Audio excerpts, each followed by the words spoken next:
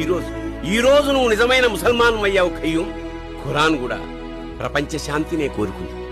ఇప్పుడే ఉంటున్నా, ఎన్నో శతాబ్దాలుగా ఇక్కడ హిందువులు ముస్లింలు కలిసే ఉంటున్నారు. బీబీ నాంచారమ్మని ఆ 7 కొండల వాడు పెళ్లి చేసుకున్నాడని కడపలోని ముస్లింస్ వెంకటేశ్వర స్వామిని తమ ఇంటి అల్లుడిగా భావించి పూజలు చేస్తారు. శివాలయం లోపల ఒక దర్గా ఉంది.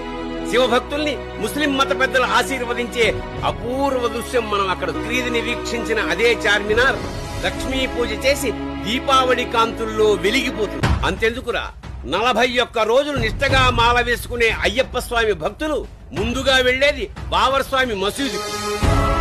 మతం అంటే కలిపేది, విడదీసేది కాదు. కేవలం తమ స్వార్థ రాజకీయ ప్రయోజనాల కోసం నీలాంటి విద్యార్థుల్ని భ్రమపెట్టి రెచ్చగొట్టి ఈ కులాల చిచ్చు మతాల చిచ్చు పెడుతున్నారు. కేవలం రాజకీయాల కోసం. అసలు ఇండియా దేశం కాదురా, మత సామరస్యం